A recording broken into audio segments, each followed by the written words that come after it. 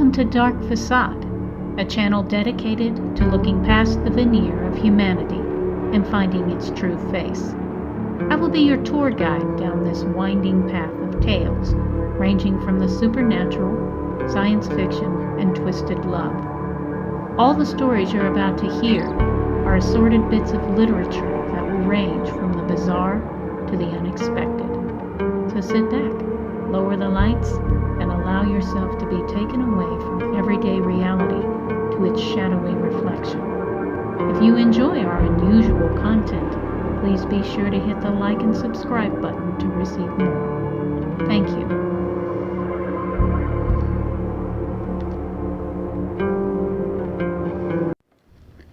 The Book of Dark Names by Katie Rogers, read by Katie Rogers. Chapter 4. The walls had been talking to Evelyn Gray for as long as she could remember.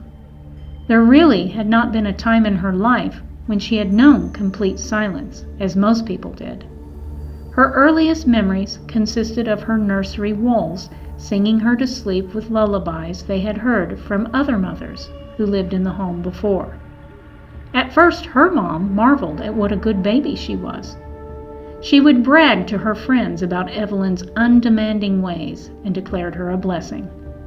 To make matters even more extraordinary, her daughter learned to read, write, and speak earlier than any other child in town. Her precociousness did not prove to be a problem until she revealed the source of her knowledge, as well as some of the dark secrets of many local residents. Hard truths were hard to live down in a small Midwestern town populated with even smaller minds. Yet the wagging tongues became less and less once their sins came to light. The town soon christened the girl Freaky Evie, and the terrible nickname stuck. No one would allow their children around her, and she became the town's favorite mark. The final straw for the residents of Highlandville occurred at the elementary school's Halloween party. The entire student body had gathered out on the playground in costume. Ghouls, monsters, and witches of all sorts laughed, played, and devoured treats from the tables set up on the lawn. Evelyn sat alone on the swings under a plain white sheet. The solitary ghost had almost forgotten about the festivities all around her until all grew quiet. Her eyes followed the crowds to an approaching figure from the side yard. Whitney Price, the daughter of the mayor, strolled to the center of the party with a spiteful grin on her face. Her usual bouncy blonde curls were tucked up in a brown bobbed wig. She was wearing a navy jumper that resembled one that Evelyn wore. Without her saying so, everyone there knew who she had come dressed as. The abundant giggles made it all too plain. Children are cruel, and Whitney Price was no exception. She stared maliciously at her target on the swing before making her announcement loud and clear. "Look, everyone! I've come as the scariest freak of them all, Freaky Evie." The playground erupted in laughter as pain and shame began to eat the little girl alive. On this day, however, the 9-year-old had reached her limit. The more the kids laughed, the angrier she became. The solitary ghost ripped off her shroud, and instead of retreating, which was her normal course of action, she charged the field. Silence fell over them all when she came face to face with her tormentor.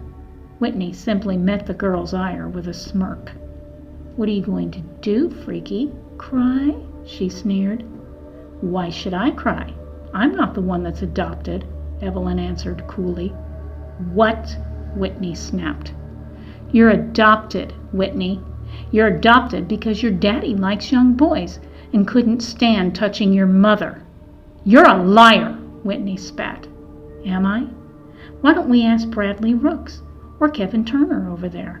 I bet they can tell us who's lying."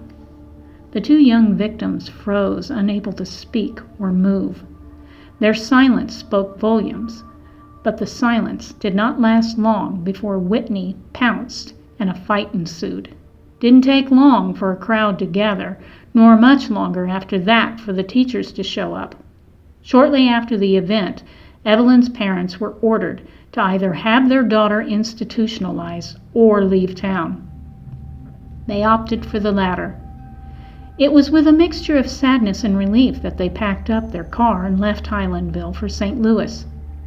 They were relieved to finally get away from the hostility and threats, but pained because of the choice they had made concerning their daughter. Evelyn would not be joining them in their new life in the big city. Her ultimate destination was going to be Ashbury Asylum, which was just outside of St. Louis proper. As much as her parents had hated the persecution they and their daughter had suffered, they could not help but fear her as all others did. Her uncanny power had not just been reserved for the townfolk. She had also revealed some hard, cold truths about them as well. It was a sort of brutal honesty that can wreck a marriage, and it nearly did. Although their parental instincts were strong, they were not strong enough to endure the scrutiny of their daughter's all-seeing ability. They dropped her off on the front steps with a young nurse without so much as a kiss on her forehead. She remembered her mother's final words as tears streamed down her cheeks. "I'm sorry, Evie, but we just can't help you anymore." As she watched them drive away into their newfound freedom, her heart swelled with the sort of pain that abandonment brings. The sun was beginning to set now in the November sky. The shadow of her impending prison had grown in leaps and bounds in the few moments it had taken her parents to sign her away to Ashbury's custody. The nurse, whose hand she was holding, squeezed the little girl's fingers softly to gain her attention. She stared up into the most compassionate green eyes she had ever seen. "Hello, Evelyn. My name is Rachel, and I'll be looking after you during the day," she said with a subtle smile. The lady had such a gracious strength to her that it drew the child in and put her at ease. Evelyn instantly trusted her new caregiver. As they walked up the front steps and down the hallway to her room, the walls assured her she was right to do so. Freaky Evie had learned a powerful lesson that day. Though mankind claimed truth as a virtue, nothing made them run away faster than being confronted by it. Ashbury had seemed a lifetime ago.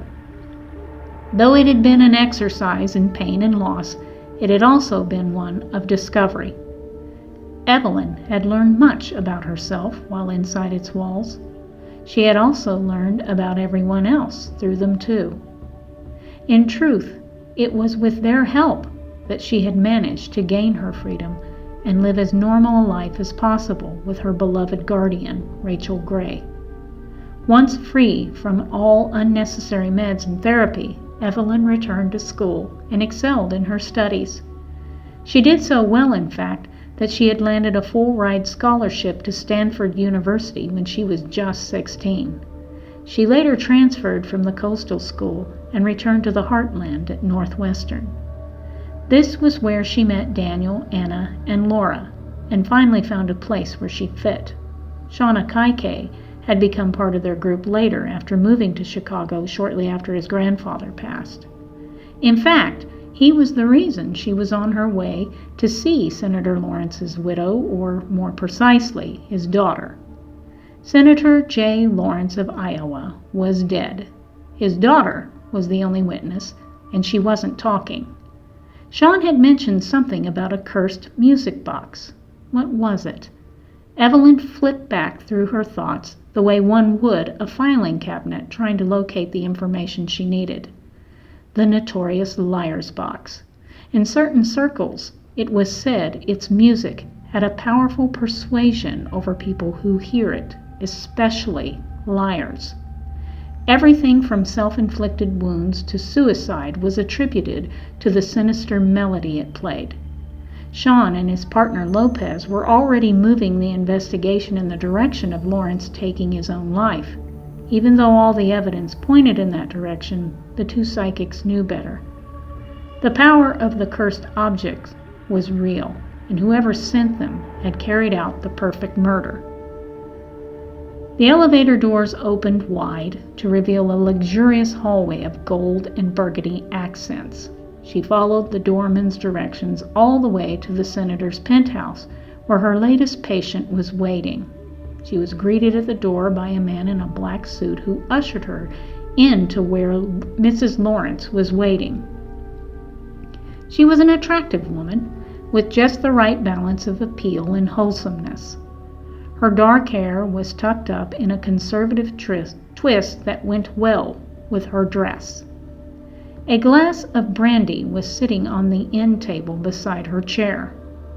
Though it was a bit alarming for a person to be drinking this early in the day, Dr. Gray withheld judgment. After all, Emily Lawrence had been through a lot in the past few days. She deserved a pass. Evelyn stood quietly as the senator's widow studied her a moment more before she finally spoke. "Dr. Gray?" she asked. "Yes," Evelyn nodded.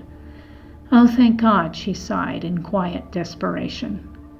Evelyn was all too familiar with that sound. She knew it well. There were times it was quite clear what that sigh meant.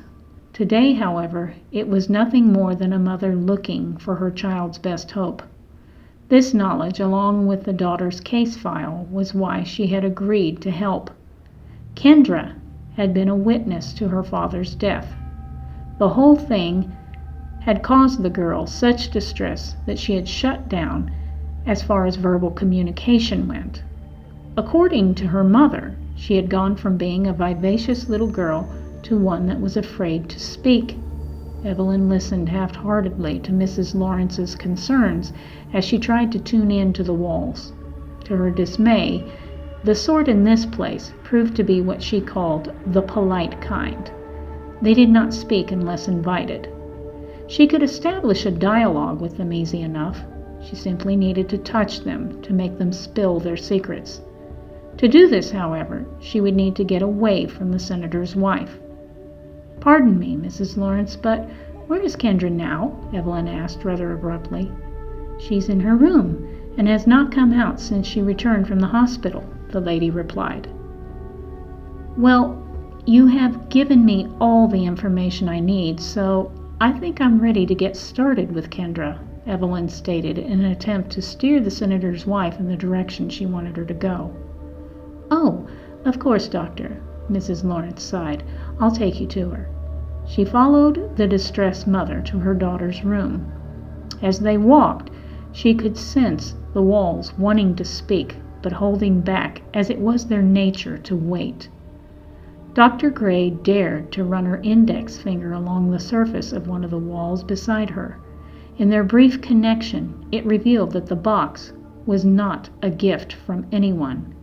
Before she could learn more, Mrs. Lawrence paused in front of the door at the end of the hallway and knocked. Evelyn quickly pulled her hand back to her side so she could refocus. "Kendra, sweetie, it's Mommy. I'm going to come in, all right?" Mrs. Lawrence opened the door cautiously, then quietly closed it behind the two of them. She glided like a spirit over to her daughter, where she lightly ran her fingers through her hair. "This is Dr. Evelyn Gray. Do you remember me mentioning her to you?" The little girl said nothing. Her mother smiled awkwardly before pivoting her chair around to face the psychiatrist. Kendra was a pretty child. She had inherited her mother's dark, wavy hair and her father's deep brown eyes. Her gaze was transfixed and as motionless as the rest of her. Even though Evelyn had just met the senator's daughter, she knew her silence was of her own choosing and not psychological. Kendra was hiding something, and it was clear she had no intention of talking. The only chance at the truth was to talk to the walls. Evelyn decided now would be a good time to ask the girl's mother to leave. "If you don't mind, Mrs. Lawrence, I'd like to speak to your daughter alone." To her surprise, there was a spark of concern in the woman's eyes, which provoked a gentle explanation. "I'm asking because sometimes the absence of friends and family can make the patient feel more secure to be open about what's going on." "Really? Why?" her mother asked in confusion. "Because in most cases the opinion of a child's loved ones, parents in particular, means a lot. If whatever Kendra is holding in comes across as odd or doesn't make sense, she may not want to say it in front of you. Certain now that she had no other choice, Mrs. Lawrence yielded to Dr. Gray's suggestion. When she was confident that she and the child were alone, Evelyn drifted over to the wall to reconnect. Her eyes did a quick scan of the room as she ventured towards it. Everything from the latest toys and electronics to the finest of bed linens and clothes were just a few of the visible perks in sight. Kendra, however, showed no interest in any of it. She sat with her back to the door, silently staring in the distance. Instead of the usual cheerfulness most children's rooms evoke, Kendra's had an eerie stillness to it, the sort that one feels in a funeral parlor. Even though Evelyn was unsettled by the child's behavior, she still hoped it was not too late to help. Quietly, she slid her hand over the smooth surface of the wall and was greeted by a young childlike voice. Walls quite often took on the characteristics of their occupants. This room must have frequently belonged to children. The wall began to tell Evelyn everything it had witnessed, and it had shared and learned from the other walls. They were, after all, connected by one beam or another, so information flowed between them freely. The unedited truth about the senator from Iowa came pouring out of the unseen witness. At first, the testimony it gave read like a typical rap sheet one would expect from a politician. The usual sins of lying and adultery soon faded into the background as a creeping miasma took center stage. The rumors about Hammond and Lawrence were true. The pharmaceutical giant was his biggest donor, but the troubling part was the depths that the senator would seek in order to keep it. Reginald loved children, fresh-faced little girls in particular. He especially liked Kendra's doll-like perfection. She spent many afternoons alone with Uncle Reggie at his home. When Mrs. Lawrence expressed concern, her powerful husband shut her down quick. He buried the truth under plausible denial to secure his Senate seat. His wife, however, would not be as complacent as he hoped. She would not turn a blind eye to her daughter's pain. Emily was going to put a stop to it all. Powerful men have powerful allies, so the vengeful mother reached beyond their grasp where money and position carried no weight. Rather than being delivered, the liar's box had been purchased by Emily Lawrence. She had given it to Gerda Franks with instructions to tell Senator Lawrence it was a gift from Reginald Hamming. Obediently, the maid had carried out her employer's commands to the letter. Kendra was in the study when Gerda had brought it in. Before the maid left the room, she and the child exchanged a look, one that suggested a shared knowledge. Lawrence eyed the box with great interest before ordering them both to leave. Gerda was the first out the door, but Kendra stayed behind. She crouched down on the floor where her father could not see her and waited. The 10-year-old watched him open the lid, then covered her ears as the music played. The dark magic worked its spell as the senator picked up the letter opener off the desk before cutting out his own tongue and slitting his throat. Evelyn pulled away from the walls as if it were suddenly made of hot iron, not because its account had shocked her, but because she knew the whole truth. All three of them had taken part in the senator's demise. Emily had purchased the box, Gerda delivered it, and it was Kendra who stayed behind to make sure it did its job. The picture was darker than they all had originally thought. Technically, they were all guilty of murder, but in what court of law could they be convicted? Even if they could face charges, should they? What mother wouldn't seek justice for her child? Emily wanted more than a mere slap on the wrist for what was done to Kendra. Judges, lawyers, and even public opinion were often bought by men like Hammond, the same way her husband had been purchased.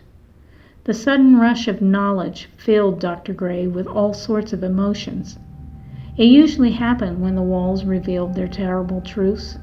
Evelyn stood quietly for a moment to steady herself. She needed to gather her thoughts before approaching Kendra. The little girl remained silent and motionless in her chair. Evelyn knew the whole thing was an act, but she also knew it would do no good to say so. She tried a gentler method instead. "We both know why I'm here, Kendra. People believe that you're not speaking because you're sad. But that isn't why, is it?" The child shifted in her chair, letting Evelyn know she had struck a nerve. "When I was your age, I thought silence was my greatest ally. I thought if I kept quiet and never told people about things that they didn't want to hear or believe, that I'd be better off. I thought silence would protect me, but in the end it didn't." This time Kendra turned around and looked her therapist in the eyes. For a moment Dr. Gray saw Freaky Evie staring back at her. The little girl was consumed with a simmering rage that can only come from being a victim. Kendra knew more than any 10-year-old should, and it was all due to her father and his ambitions. As Evelyn met her angry glare, she knew all her efforts to get the child to talk would be in vain.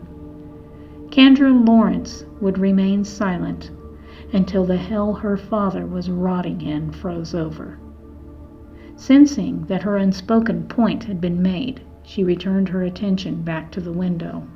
Evelyn decided that for now she would concede to the child's demands and leave the room.